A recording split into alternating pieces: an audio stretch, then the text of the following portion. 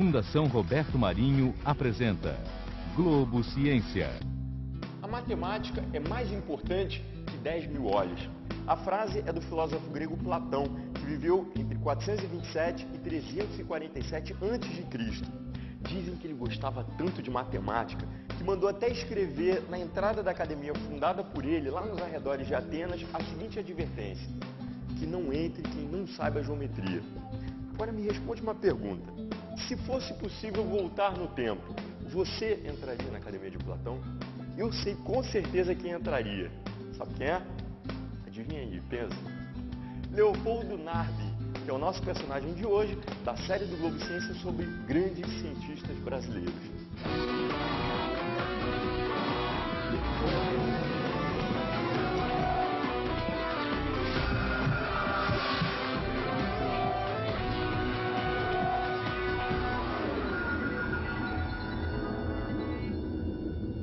No Antigo Egito, muitos sacerdotes ganhavam a fama de profetas por conseguirem prever as enchentes do rio Nilo.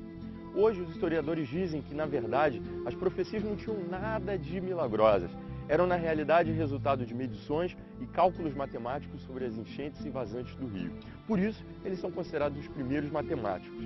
O conhecimento matemático teria surgido da necessidade de se manter registros do gado e outros bens, e sempre esteve nas mãos das classes dominantes.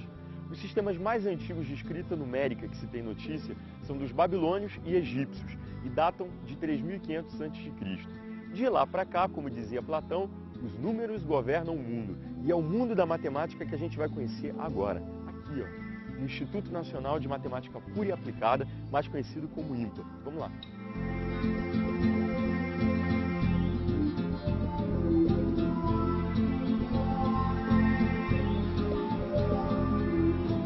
Quem vai conversar comigo é o professor Elon Lages Lima, doutor em matemática, pesquisador aqui do INPA. Primeiro eu queria que o senhor definisse para a gente o que é matemática pura e o que é matemática aplicada. Matemática pura é a matemática que é desenvolvida pelo seu próprio valor intrínseco, sem se preocupar com a utilização.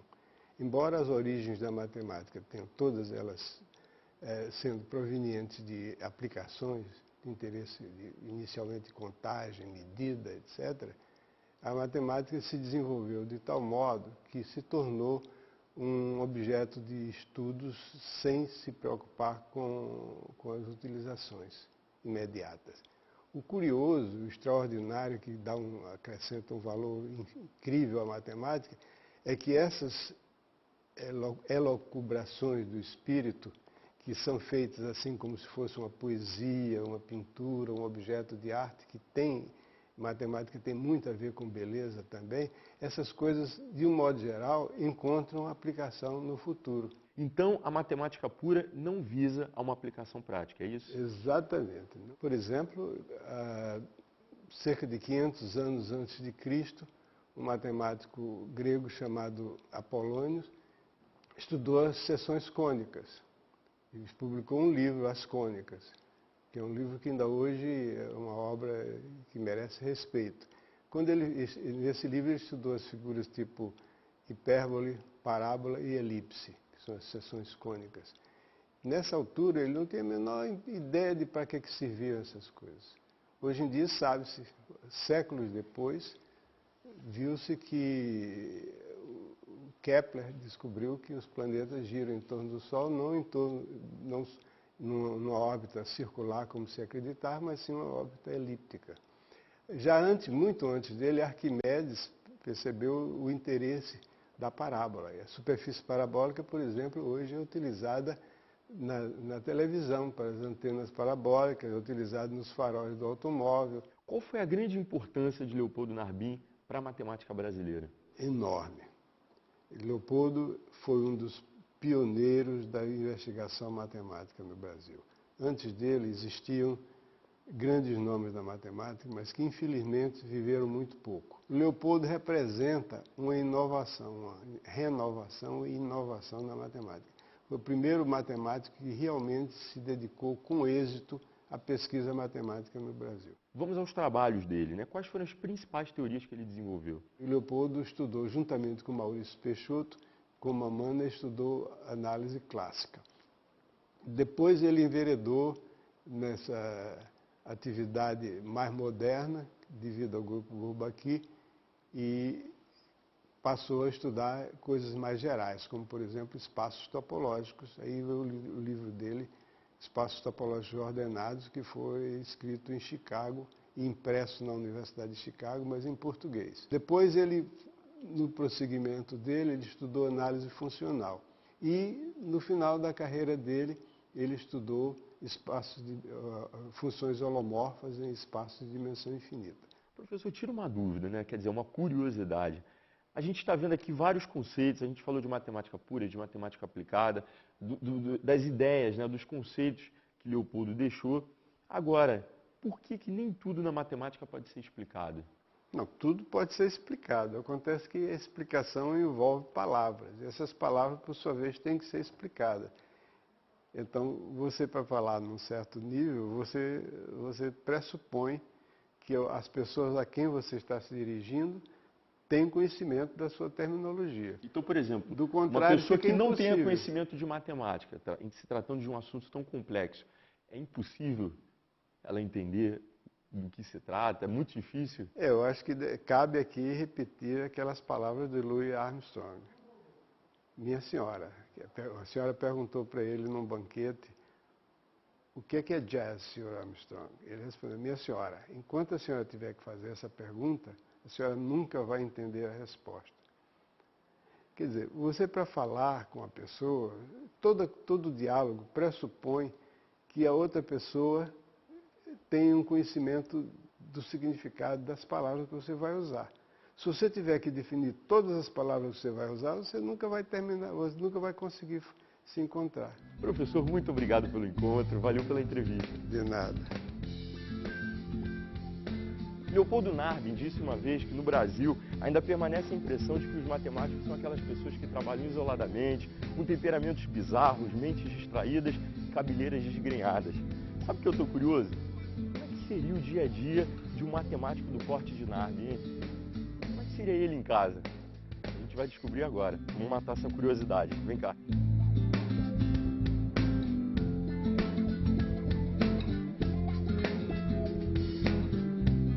Quem vai nos receber é André Narbin, filho do matemático Leopoldo Narbin, e esse aqui com certeza você já conhece. Você sabe quem é?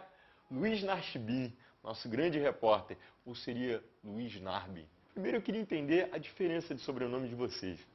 É melhor explicar. Eu explico porque a deturpação se deu por minha causa, né? Meu pai até ficava bravo na época. Seu sobrenome é Narbin, meu filho. Ele dizia, pai, eu trabalhava em rádio na época, eu não posso ficar ao lado de todos os locutores da rádio explicando. Vamos agora chamar ao vivo o repórter Luiz Nachibin. A leitura nunca era Narbin. Até que eu resolvi adotar Nachibin, né? Entre Nachibin. E aí virou um nome artístico. Virou, na verdade, o meu nome real, porque eu me apresento em situações não profissionais também como Luiz Nachibin. Né? Então, o Narbin... Agora, se eu faço uma referência ao meu irmão, ao meu pai, automaticamente sai o Narbin. Eu sou irmão do André Narbin. Eu sou filho do Leopoldo Narbin. Muito prazer, Luiz Nachibin. André, você é matemático. Teve influência do seu pai? Mais ou menos. A influência principal que eu diria do meu pai é o fato de ver um profissional matemático, então saber que existe essa carreira, acreditar nessa carreira, conhecer o estilo de vida de um profissional, viajar, coisas que eu gosto, que ele também gosta, enfim. Então essa influência teve, mas ele nunca fez pressão para eu entrar para matemática, ele sempre me deu total apoio para eu ser estudioso. Fala um pouco pra gente sobre a vida do seu pai, né? Onde ele nasceu, onde ele estudou. Meu pai foi uma figura fascinante, assim, de uma complexidade, de uma simplicidade ao mesmo tempo que eu nunca vi, assim, é a figura do cientista. Ele nasceu no Recife, veio para cá trazido pela mãe para estudar na universidade, assim, a mãe percebeu que valia a pena investir no futuro do meu pai, né? Depois ele foi trabalhar fora, foi estudar fora, morou em Chicago, morou em Paris, morou em Rochester, nos Estados Unidos, que é a cidade onde eu nasci. E tem a impressão de que a vida do meu pai foi super voltada, concentrada para o trabalho e sempre também em harmonia, próximo da família. Assim, esses dois ingredientes eram fundamentais na vida dele. Como é que era Leopoldo Narbin em família? muito meticuloso, muito organizado, tinha horário para isso, horário para aquilo, até horário para sair com o cachorro, tudo muito organizado, mas também muito integrado, adorava fazer brincadeiras, nós dois, inclusive, mais que a minha irmã, por sermos, né, meninos, fazíamos muita brincadeira com ele, adorava futebol, a gente assistia futebol junto, ele levava a gente para o estádio junto, então era um paizão, com aquele foco lá do cientista dele, de vez em quando se desconectava um pouquinho, eu peguei ele algumas vezes fazendo conta de cabeça durante almoço na casa do vovô, coisas engraçadas, aí fez uma continha com o dedo na mesa, aí eu olhei assim que ele estalou a língua, ele errou a conta e ainda apagou com o dedo a conta fictícia que eu tinha feito. Então, esse é um retrato do meu pai. Só tenho a agradecer o encontro, muito obrigado pela entrevista. Obrigado a vocês. Valeu mesmo. Obrigado a vocês, é um prazer enorme falar do papai. Um grande prazer falar com o papai. Leopoldo Narbin teve o seu primeiro trabalho publicado nos Anais da Academia Brasileira de Ciências aos 19 anos, quando estudava engenharia. Um ano depois, aos 20, teve um outro trabalho publicado, só que no exterior. Depois do intervalo, você vai conhecer o trabalho de Leopoldo Narbin no Instituto Nacional de Matemática Pura e Aplicada, o INPA, e vai ver também como andam a pesquisa matemática e o ensino da matemática no Brasil. Não sai daí não, porque a gente volta rapidinho. É um minutinho.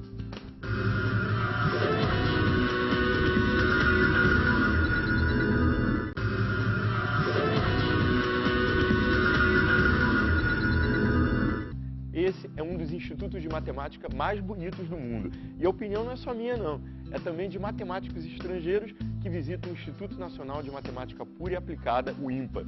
E aqui não tem só beleza, não. É um dos melhores do mundo. O INPA foi criado em 1952 por um grupo de matemáticos que haviam participado da criação de uma outra instituição de pesquisa, o Centro Brasileiro de Pesquisas Físicas. Entre os fundadores das duas instituições está o nosso personagem de hoje, da série do Globo Ciência sobre os perfis de grandes cientistas brasileiros, Leopoldo Narbin.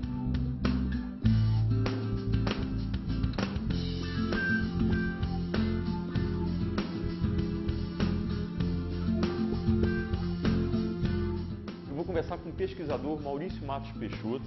Ele é professor e um dos fundadores aqui do INPA, junto com o Leopoldo Narbin e o professor Lélio Gama.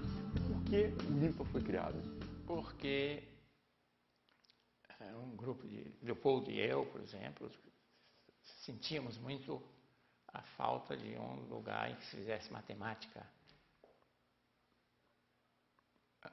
de um nível parecido, né, com o que se faz lá fora, né, que fazia-se lá fora, né, na época. Da criação do INPA até hoje, o que o senhor poderia apontar para a gente como avanços da matemática? O INPA fez contribuições importantes, eu diria, na área de sistemas dinâmicos, de equações, portanto, de equações diferenciais, ordinárias ou parciais, e fez também contribuições em geometria diferencial e em álgebra, áreas que foram cultivadas pelo INPA com sucesso. Tira uma dúvida para mim, o que é espaço de dimensão finita e o que é espaço de dimensão infinita, que foi objeto de estudo de Leopoldo Narbin? O espaço comum, chamado espaço euclidiano, né? O espaço que nós vivemos, né? Você usa duas coordenadas para caracterizar um ponto do plano. Seria isso aqui, por exemplo. Então a gente tem aqui, é aquele clássico, Isso. aquelas retas, por exemplo, x e y. Então se eu tenho um ponto aqui, explica para mim, professor. Então você tem duas coordenadas. As coordenadas, você toma essa origem, isso aqui é x, isso aqui é y. É y. São dois, quer dizer, o par x, y caracteriza um ponto. Por exemplo, se você tiver no espaço em 3 dimensões, então você não precisa de 3 números, né? Você tem x, y, z. Você tem um ponto aqui com 3 coordenadas. Isso é coordenada z, isso é coordenada y, isso aqui é coordenada x, isso aqui é y, isso aqui é z, e essa aqui é x. a gente viu 2, 3, Agora, infinitas e infinitas. Como é que é? Infinitas coordenadas você tem, por exemplo, se você quiser considerar as curvas contínuas que vão de um ponto ao outro. Vamos pegar aqui, esse ponto aqui, o 0, 0. Depois um ponto 1. Tá. E aqui um ponto... 1. Ok. Você pega as curvas contínuas que vão de 0, 0 a 1, 1. Seria isso aqui, professor? Isso aqui, ó. Isso. Pronto. E aí? Então, você tem infinitas curvas, mas que não pode ser essa multiplicidade, essa quantidade de curvas, não pode ser caracterizada por um número só, cada curva. Quer dizer, você precisa um número infinito de parâmetros para caracterizar uma curva desse tipo. Porque aqui, por exemplo, nesse ponto aqui a gente tem essa coordenada e essa. Aqui nesse a gente tem essa coordenada e essa. Não tem um número infinito de coordenadas, não tem como delimitar cada pontinho. Não tem. Então, isso seria um espaço de dimensão infinita. Então, a definição é as curvas... A totalidade das curvas que vão de um ponto a outro contínuas é um espaço de dimensão infinita. O senhor estudou com Leopoldo Narbin engenharia. Por que não matemática? Na época, a matemática não existia como uma disciplina.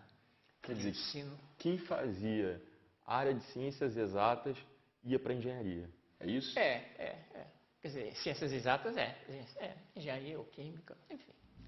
Isso aí, professor. Muito obrigado pela entrevista. Valeu pelo encontro. Nós vamos ver como funciona e o que tem de tão importante nesse instituto. E quem vai nos guiar nessa visita ao mundo da matemática é André Narbin, que além de filho do homenageado, é doutor em matemática e pesquisador aqui do INPA. Queria conhecer algum laboratório daqui. Então vamos lá conhecer o Laboratório de Visão e Computação Gráfica, o VisGraf, e falar com o professor Luiz Velho. Então vamos, né? Vamos lá.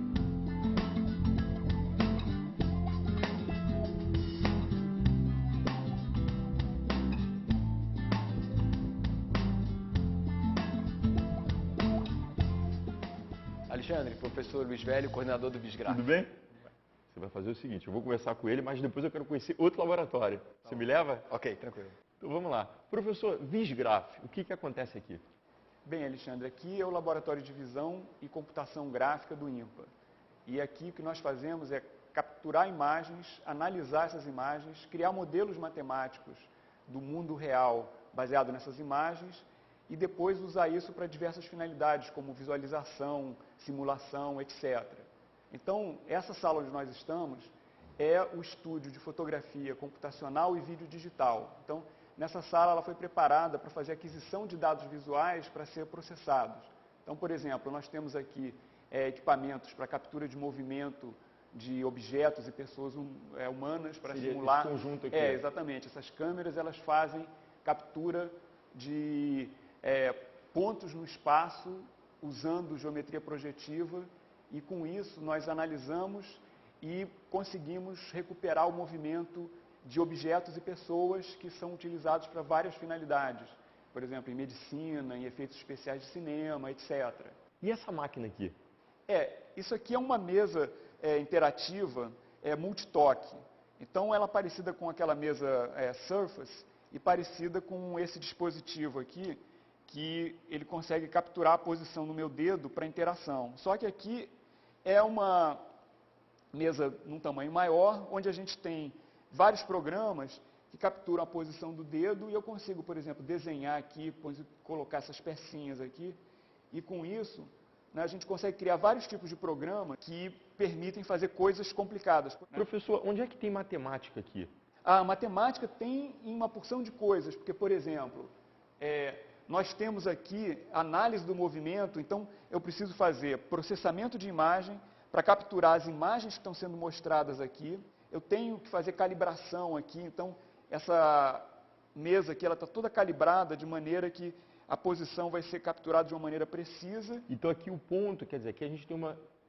uma grade. Uma grade bidimensional. Então, por exemplo, se o ponto está aqui, você tem a referência, seria esse ponto que é o 0, 0. Exatamente. Esse programa de análise de imagem, ele faz análise de imagem, faz o acompanhamento do dedo e passa em tempo real esses dados para outros programas, como aquele programa de simulação de fluidos, que usa esses dados para fazer uma simulação. Que outros programas de simulação que vocês estão fazendo aqui que poderão ser aplicados para o cotidiano? Nessa mesa, na verdade, tem uma série de programas que tanto fazem simulação, quanto, na verdade, são usados para, por exemplo, você manipular mídias interativas como música. Então a gente tem nessa mesa interfaces para você tocar música, para simular um instrumento virtual. Né? Legal. A gente tem programas para você poder fazer animação, tem programas que juntam coisas físicas com animação, por exemplo, é um joguinho onde você usa física para simular a animação de personagens e pode criar uma história.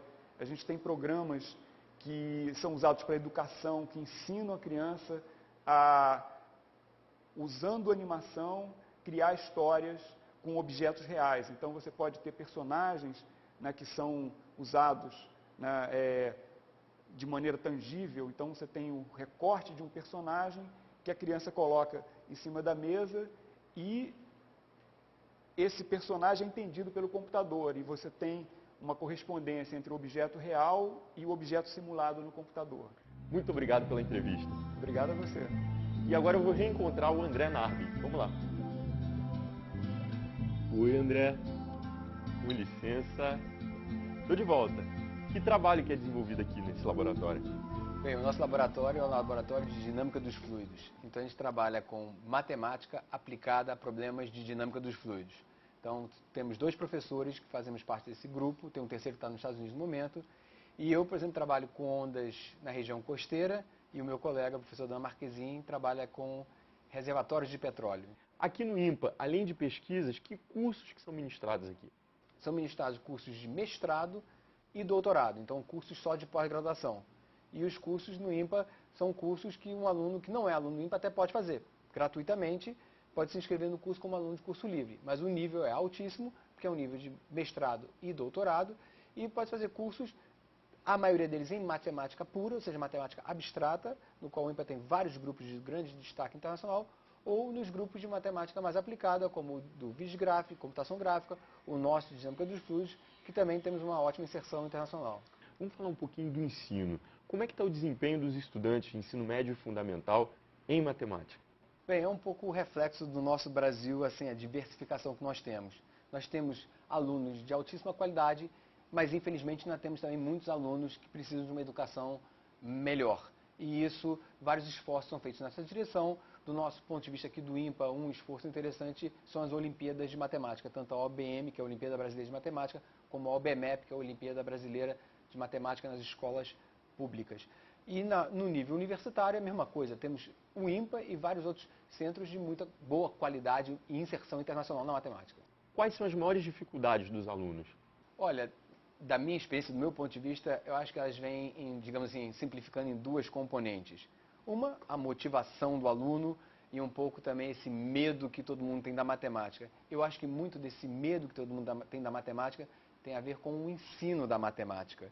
E o ensino da matemática nos leva ao professor, à motivação do professor, a um pouco mais do resgate maior da dignidade do professor como profissão, como educador, salários e tudo mais. Então essas 2 coisas eu acho que caminham juntas. O aluno precisa ser mais motivado para encontrar dentro de si o talento e o gosto pela matemática e acabar com esse medo de eu não sei matemática, me foi mal ensinada, era uma coisa misteriosa, e que não é assim. Uma vez a ficha cai pela primeira vez, é uma delícia. Você perde esse medo e passa a querer ver outras fichas caírem.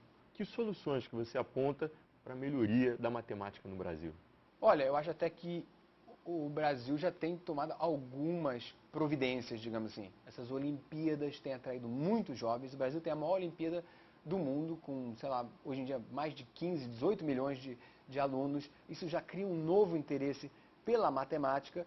E eu acho que programa como o de vocês, as pessoas saberem que a matemática está em várias facetas do nosso dia a dia, que há um interesse por matemática em meteorologia, em cinema, em música, na própria academia, tudo isso vai despertar no jovem um interesse maior. Os professores também vão, quem sabe, saber estimular melhor os alunos. Aqui no INPA a gente tem um programa de reciclagem de professores. A palavra reciclagem não é boa, mas é de aperfeiçoamento para essa atualização de técnicas e tudo mais. Tudo isso e mais vai na direção disso, da melhoria da qualidade do ensino e da melhoria da qualidade dos nossos alunos em matemática. Eu quero ver se você aí sabe matemática. A gente vai propor para vocês um desafio. só que vai ser no quadro negro. Vamos, André?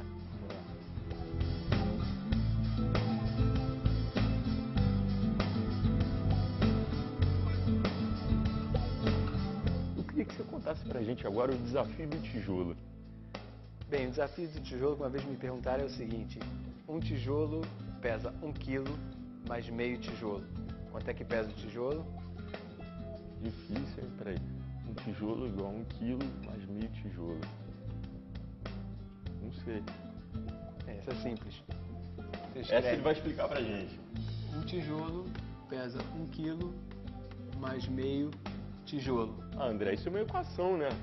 Uma equação, você passa esse termo para cá, Igual a 1, T sobre 2. menos T sobre 2, T sobre 2, igual a 1. Multiplica, vou apagar aqui para já economizar. 1 vezes 2 igual a 2.